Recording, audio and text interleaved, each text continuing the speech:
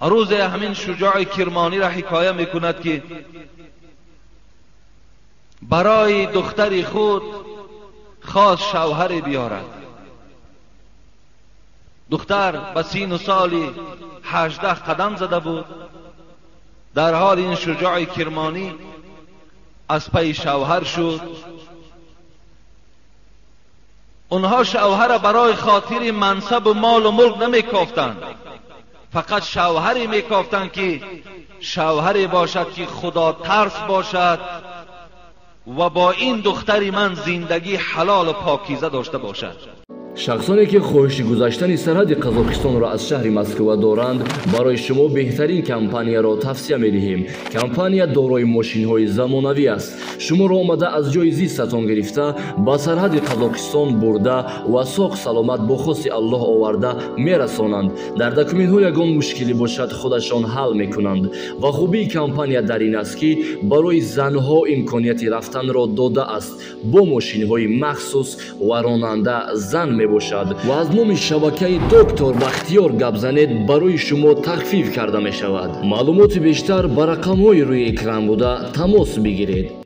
سای دخیای ای دبی اومگی گارانتی خاطی یک هفته در لباسا میشینه. اینجا بسیار نمود داروهای گیاهی هستند. هستای برای پوچکی، یعنی برای گرده ها، سیسید اونیریز هستای، پراستاتید هستای، همچنین ژنسکی زداروی برای پامیت، شیتاویت که هستای، داولینی نورم هستای برای آدمایی که دیل شدار میکنند، زداروی سرس هستای، میناکسیدیل هستای برای ریش و موی سر، همچنین برای سمیوان برای بزبالشوی، اکس پیگمنت و صابون مور برای آدمایی که در روشون مارشی ندارند. همچنین برادرها آدمایی که کسل ویتیلیگو میشوند، مردم ما پس میگن برای ویتیلیگو هستای برادرها. سلام علی خاتم الانبیاء والمرسلین و رضی الله تعالی عن الصحابه اجمعین و من تبعهم باحسان الى یوم الدین. السلام علیکم و رحمت الله و برکاته.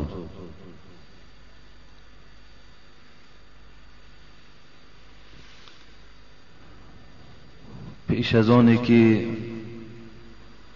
یک جای دعا کنیم، میخواهم یک سخنی دوستی خدا را به سمع شما رسانم که در کتاب یاد می شود از یک دوستان خدا، از یک پیروان قرآن و پیروان احادیث های رسول اکرم که فرمود: اسعد الناس من له قلب عالم و بدن صابر و قناعت بما فی الید.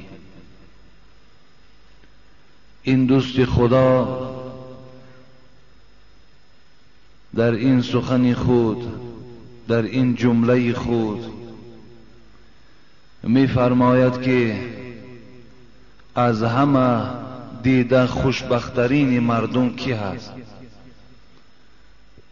در بین ما و شما از همه با سعادت ترین کی به شمار می رود؟ البته هر کدام ما می خواهیم که از بندگانی با سعادت باشیم، از بندگانی خوشبخت باشیم، از بندگانی که شرف و عزت در نزد خدا دارند از جمله همونها باشیم. و این دوست خدا میگوید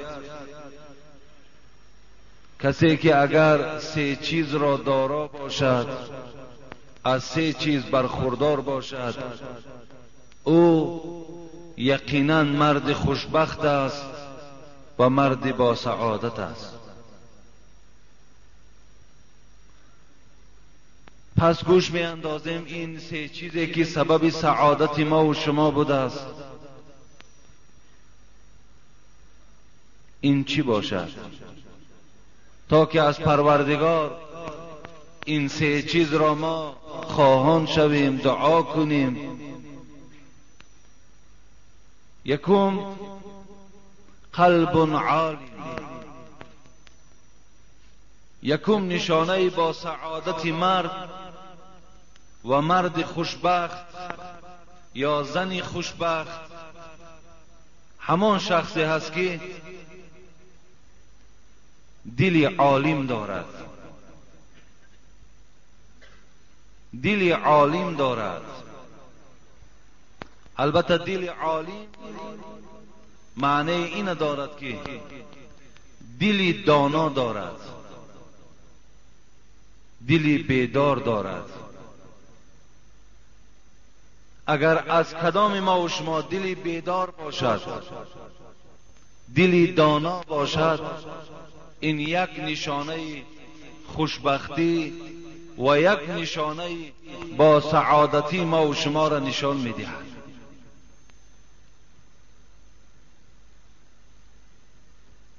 حبیب خدا میگوید اذا اراد الله بعبد خیر جعل له واعظا قلبه. هر وقتایی که اگر پروردگار از کدام بنده خیر خواهد، برای او دلی واعظ نصیب می‌گرداند. دلی واعظ برای بنده خوشبختش پروردگار نصیب می‌کرده است. دلی که او را همیشه نصیحت می‌کند، دلی که همیشه او را راهنمایی در راه درست می‌کند. اگر با بنده که خداوند خیر خواهد، دلی واعظ، دلی گوینده، دلی نصیحت کننده برای اون بنده خود نصیب می‌گردانده است. دلی که از نور معنی نیست روشن، دلی که از نور معنی نیست روشن، مخوانش دل که او سنگ است و آهن. دلی که از گرد غفلت رنگ دارد، از اون سنگ آهن ننگ دارد. اگر دلی بیدار نباشد، دلی در غفلت باشد، دلی بی پروا باشد، دلی که در او میل عبادت نباشد، دلی که در او محبت قرآن و اسلام و محبت خدا و حبیب او نباشد، از این گونه دلم حتی شاعر میگوید سنگ و آهن ننگ دارد. اگر یادتان باشد ما یک سوره را به نام انفال که 5 صفت مؤمن بود، من برای شما بیان کردم که یک صفت اول این انما المؤمنون الذين اذا ذكر الله وجلت قلوبهم.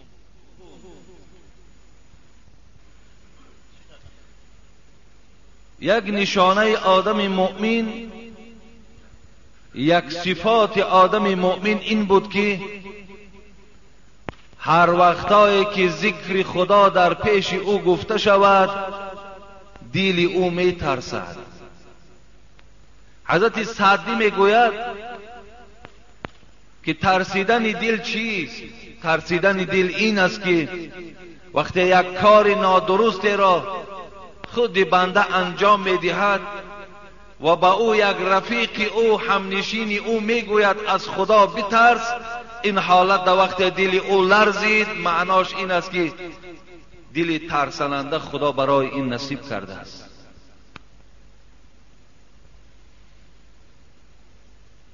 همیشه از پروردگار خواهان باشیم که خداوند برای ما قلب عالم نصیب کند، دل عالم دهد، دل بیدار دهد، دلی که همیشه خواهان نیکی باشد، دل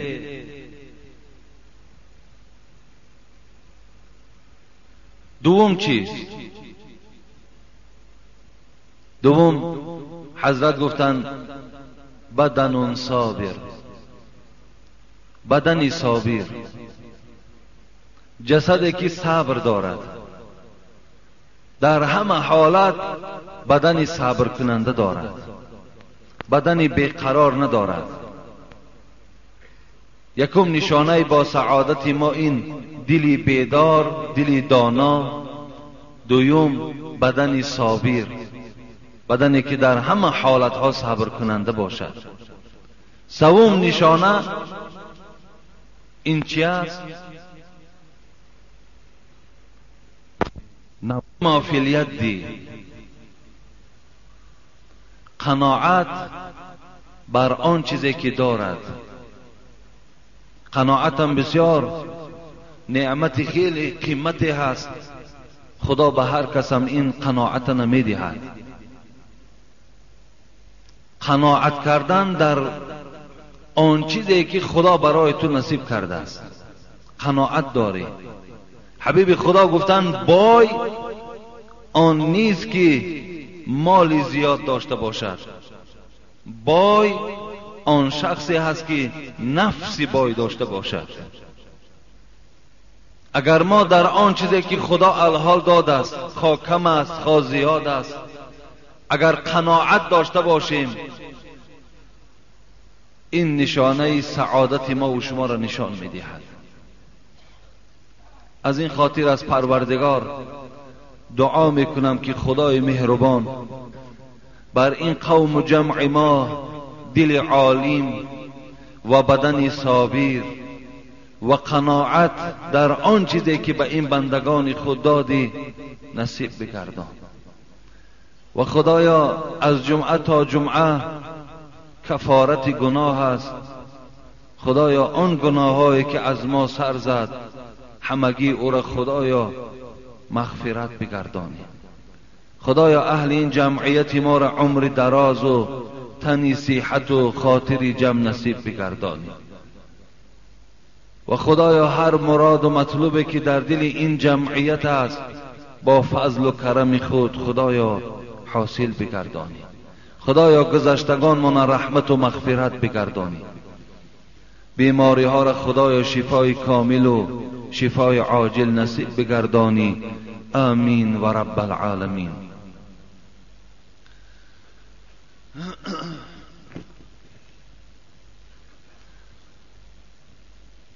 یک برادرمان از ناحیه عینی از در برادر حاجی سیف الدین که یک بیماری داشته‌اند، در دوشنبه با واسطه تلفن از ما خواهش کردند که در بین قوم در حق این بیماری ما دعا کنید. و یک برادر دیگرم به ما زنگ زدند که پدرم بسیار می پرست است، بسیار می نوش است، میخواهم در بین قوم دعا کنید که خداوند از این راه بعد این پدر مرا نگاه دارد. و دیگر برادرها از مسکو هم زنگ زدند که یکی از آنها فرزندش خیلی در حالت وزنین بیماری قرار دارد، گفتند در حق فرزند من دعا کنید. و یک خواهر دیگر از همین بیمارخانه شهر کولاب دیروز زنگ زدند که 3 سال شد با پشت در جایگاه خواب هستم. از قوم خواهش دارم احترامانه این که در حق من دعا کند که شاید که خدا برای منم سلامتی خوب نصیب کند. و این خواهری که 3 سال با پوش در یک جایگاه خواب هستند، طرز نماز را از ما پرسیدند که من که نمازم را در دوام همین 3 سال قطع نکردم، لیکن به هر حالم باشد باز میخواهم که آیا من درست میخوانم نادرست میخوانم. خیلی باور کنید در حق ایشانم که دعا کردیم، لیکن افسوس گفتیم به همون شخصانی که امروز تنی صحت دارن و از این عبادت دورن. انسانی که 3 سال با پشت خواب اراده نماز دارد، نماز میخواند، خدا را در همون خیل حالت عبادت میکند، امروز تنی صحت داریم، وقتی خوش داریم، پایها و دستها و میانهای با قوت داریم، لیکن در دیگر راه صرف میکنیم. از پروردگار خواهان او هستم که اون خواهشاتی که این بندگان خدا کردند و از این قوم ما دعا خواستند، خدایا مراد و مطلوبهاشون حاصل بگردان، بیماری ها را خدایا شفای کامل و شفای عاجل نصیب بگردان و همه و این پدر و دیگر پدرهایی که در این راه نادرست قرار دارند، خدایا با فضل و کرم خودت هدایتشان گردان و از این کارهای نادرست خدایا اونها را باز نگهدار. آمین یا رب العالمین. موعظه‌ای که امروز در این جمعه به سمع شما میرسانم، این دوام همون سوره ضحی بود و گفتیم که همین روز اطراف این سوره انجام میدهیم، زیرا که سوالهای خیلی بیشمار انتظار جوابن. بعدا میخواهم که یک چند جمعه با شما سوال جواب کنیم، زیرا خیلی جمعه ها شد که ما و شما دیگر سوال و جواب ها نداریم، اگرچه بسیار سوال های زیاده که خیلی بحث طلب هستند، خیلی ضرور برای امروزه شرایط ما و شما هستند. میخواهم برای شما جواب اونها را گردانم. لیکن پیش از این موعظه را سر کردن، یک برادر در همین داخل مسجد نشسته است، از ما خواهش کردن که زن دارم، لیکن به خاطر اون که دست نارسا دارم تأمینات خانه را پره انجام داده نمیتوانم، اگرچند که خیلی زحمت و مهنت زیاد میکنم، لیکن آن مقدار این زن طلب میکند من انجام داده نمیتوانم. و این عائله صاحب 3 فرزند هستیم. همراه مادر خود طلب دارد که مرا طلاق ده و داملای عزیز نمیدانم که چیکار کنم. حتی قوت و شرایطی ندارم که برای رسیه کار کردن مبلغی برای من در کار است. بچه با ناموس، بچه با عبادت، بچه خدا ترس، فقط پروردگار همون فقر و ناداری را امروز نصیب او گردانیده است. و این خاطر گویم همون زن نکاحی که صاحب 3 فرزند هستند الکه از این زندگی راضی نیستند و قناعتی که من در اول گفتم، در این قناعت، از این نعمت قناعت این خواهر عزیز ما محروم است و میخواهد که از این مرد جدا شود. نامعلوم که آینده وی با کی روبرو می شود، نامعلوم که وی چگونه زندگی در روبرو می شود، نامعلوم که این فرزندهایی که از این زن است اینها در کدام روحیت تربیه می یابند. اندیشه این نمی کنند، بلکه اندیشه که الحال نارسایی که در زندگی وجود دارد در حال برای من طلاق کن.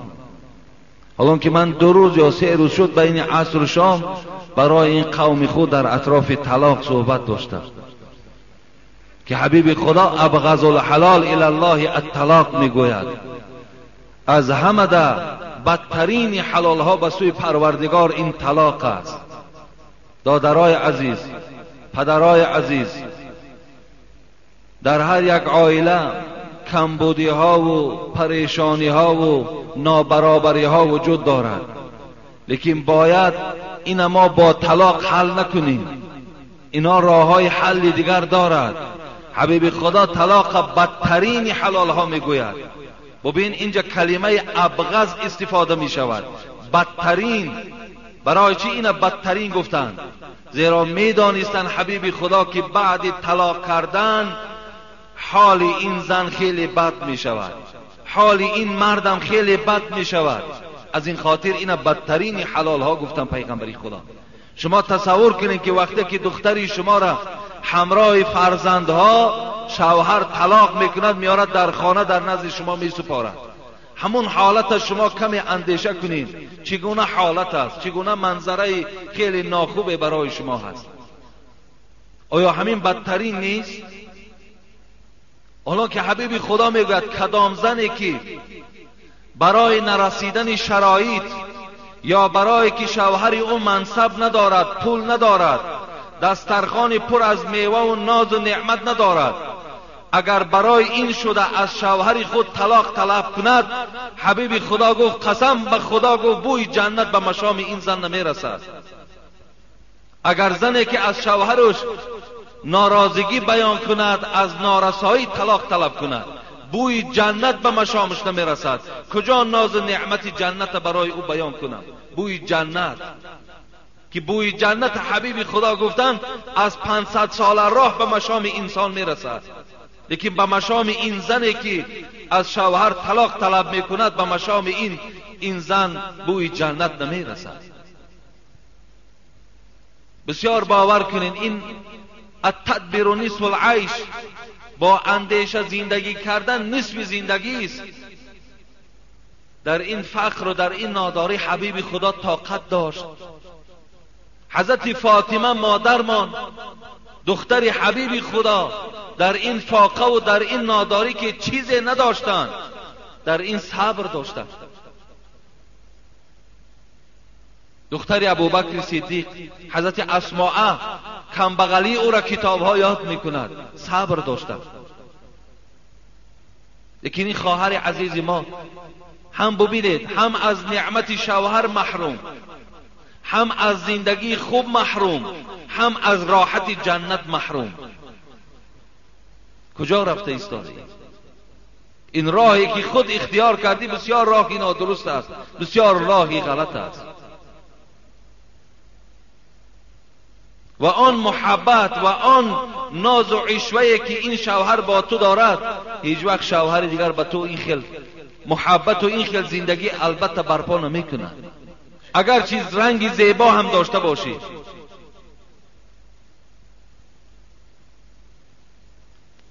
شجاع کرمانی را خدا رحمت و مغفرت کند، دختری داشت میگوید بی نهایت دختری با عبادت بود، دختری بود همیشه پایبند عبادت خدا بود، هیچ وقت به سوی حرامهای پروردگار رهسپار نبود، با هر یک مرد بیگانه سلام و همنشینی نداشت. روز همین شجاع کرمانی را حکایه میکند که برای دختری خود خواست شوهر بیارد. دختر به سین و سالی 18 قدم زده بود، در حال این شجاع کرمانی از پی شوهر شد. اونها شوهر برای خاطر منصب و مال و ملک نمیکافتند، فقط شوهری میکافتند که شوهری باشد که خدا ترس باشد و با این دختری من زندگی حلال و پاکیزه داشته باشد. اونا این گونه جستجو میکردند. امروز بچه‌دارای ما هم دخترای فقط دولتدار میکاوند، بچه‌دارها هم زنهای بای به دولت میکاوند. فقط همه این به خاطر دنیا هست. به ناگاه میگوید شجاع کرمانی در یکی از مسجدها در آمد، نگاه کرد یک جوانی را دید مثل این جوانهایی که امروز در عبادتها قائم هستند، خدا را به نهایت خوب عبادت دارد. یک مدت نزد این جوان نشست. بعد این وقتی که جوان عبادت انجام داد، شجاع کرمانی با او سلام کرد و گفت ای دوستی خدا، گفت دختری دارم و برای او شوهر مناسب جستجو دارم و این عبادت تو و این ستاره تو برای من بسیار معقول آمد، میخواهم که دخترم را در نکاح تو درآورم. این گونه طلب کردن قلنگ ها و این گونه گوی مال و ملکی که امروز دختر دارا برای شوهر کردن طلب میکنن، این گونه رسم و آیین ها اون زمان وجود نداشت. همه این رسم و آیین هایی که الحال در ما پیدا شده است که جوانها دیگر زن گرفتن نمیتوانند، دخترها دیگر سین و سالشون هم به 25 و با 30 میروند، دیگر شوهر کردن نمیتوانند، این گونه قاعده و این گونه رسم ها اون زمان وجود نداشت. برادرای عزیز و گرامی، پیش از آنی که دوام قصه را من حکایه کنم، در حق همون دخترهاتان ضامن نشویم. از قلینگ دیده، از مال و ملکی که شما از اون مرد طلب میکنید، از اون دیده شما فقط به خود همین جوان نظر کنید، چگونه جوان است، چگونه مرد است، چگونه شخصیت است، آیا به خدا نزدیک است یا به خدا نزدیک نیست، اینها را شما فقط در نظر گیرید.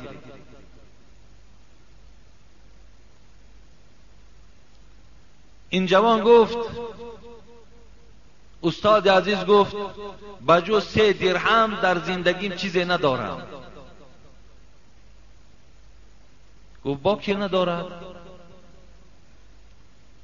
برای 1 درهمش گفت رفته سر و لباس خرد، 1 درهمی او را برای مهر این زن جدا کن، 1 درهم دیگر را گفت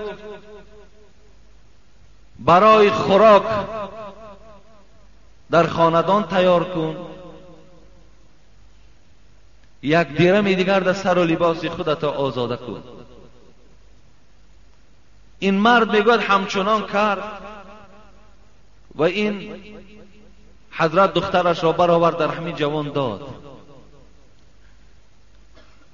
وقتی که میگوید دختر را به خانه بردن، بالای کوزه میگوید 1 نان کلان این مرد خریده بود، این مردی، این جوانی عبادت کننده. وقتی دختر پرسید این نان چی نان است؟ گفت این نانی هست که برای فردای تو خریدم. برای فردا گفت، برای طعام پگاه هست گفت. در حال میگوید این دختر گفت من در این خانه گفت زندگی کردن نمیتوانم و نزد پدر آمد. گفت پدر گفت من برای تو گفته بودم که 1 جوان خدا ترس و تکیه کننده به خدا برای من نصیب کن. تو چگونه جوان برای من پیدا کردی؟ او چگونه جوان است؟ گفت اعتمادی به خدا ندارد. گفت او رزق از خدا نمیبیند. گفت حتی وی گفت رزق پگاه را گفت امروز تیار کرده است. پگاه زنده است یا مرده است گفت نمیداند. رزق پگاه را گفت امروز الک تیار آماده کرده است. این حیرت دماندن. این خیلی عجیب یک عقیده بهترین و درست این زن داشت که رزق فردا را امروز برای او مهیا میکردن. میگفت این غلط است، این نادرست است. حالان که من باوری دارم که این برادری که در این مسجد ما نشسته است و این زنی که از او طلاق میخواهد، باور کنه در خاندان این 1 هفته این خوراک وجود دارد.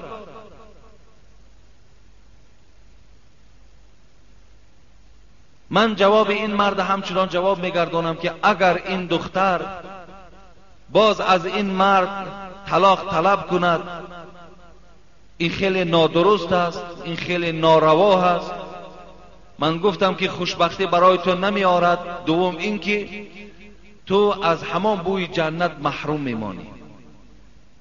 لیکن به نهایت اگر دایره این مرد تنگ کند، میلش برای خاطر این سخن پیغمبر خدا که ابغض الحلال الی الله الطلاق، بدترین حلال به سوی پروردگار این طلاق است، بگذار این زن از همین بدترین حلال چشد، بگذار طلاق از این مرد گیرد و روزهای بازپس خود مشاهده کند که این روزش خوب است یا روزهایی که در نکاح این مرد بود. بعد خودش به خلاصه می آید.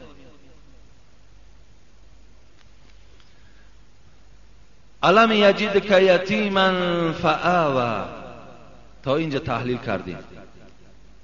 و وجدک ضالا فهدی. پروردگار میگوید ما یافتیم تو را در ضلالت پس تو را هدایت کردیم. خداوند به حبیب خدا میگوید ضالن خود از ضلالت است. در معناهای عربی خود ضالن معنای ضلالت میدهد. ضلالت لکن به چندین مفهوم می آید، به چندین معناها تحلیل می شود. یکی گمراه، یکی راه نایافته، یکی ناآگاه، یکی غافل، یکی میگن یک درختی هست در عربستان هم میروید که در اطراف او هیچ درختی دیگر وجود ندارد ویم ضلالت میگویند. مقصد معنای ضلالت گمراهی را میدهد، لیکن اینجا در راست پیغمبری خدا این گمراهی حساب نمی شود. خدا میگوید و وجدک ضالا فهدی، ما تو را گمراه یافتیم بعدا هدایتت کردیم. مفسرای قرآن میگویند این ضالنی که در این جمله قرآنی استفاده شده است معنای ای را دارد که ای پیغمبری خدا، پیغمبر گمراه نبود، زیرا که وی از خوردی هیچ وقت در شرک نرفته بود، شرکیات قدم نزده بود، وی هیچ وقت بت پرستی نکرده بود. در اون وقتا عرق نوشی که کار عادی بود، حبیب خدا تا دوام پیغمبری عرق نوشی نکرده بود. پس معلوم میشد که حبیب خدا گمراه نبودند، بلکه گمراهی که در اینجا آمده است معنای این دارد که تو ای پیغمبر از پیغمبری بی‌درک بودی، تو نمیدانستی که تو در 40 سالگی پیغمبر میشوی، تو از قرآن درک نداشتی، تو از ایمان و از کتاب درک نداشتی. اینجا ما تو را یافتیم گمراه و هدایت کردیم، انا این معنا را افاده میکند. حتی که در آیات‌های قرآن هم باز این آیات قرآن دیگر آیات‌های قرآن تقویت میبخشد. و ما كنت تدری ما الكتاب ولا الایمان ولكن جعلناه نورا نهدی به من نشاء من عبادنا و انك لتهدی الى صراط مستقیم. پروردگار در این آیات قرآن هم چی میگوید؟ و ما تدری ما الکتاب ولا الایمان. ای محمد تو نمیدانستی که کتاب چیست، ایمان چیست، لکن ما با واسطه این قرآن تو را هدایت کردیم. این پروردگار باز در دیگر آیات قرآن هم حبیب خدا را میگوید که تو نمیدانستی که قرآن چیست، نمیدانستی که ایمان چیست، لکن ما با واسطه قرآن از این کتاب و از این هدایت تو را درکدار کردیم. این از معنای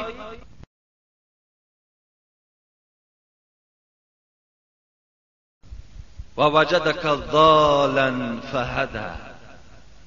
تو را گمراه یافتیم، تو را بیخبر از قرآن و از پیغمبری یافتیم، بعداً این نعمتهای قرآن و این نعمت پیغمبری را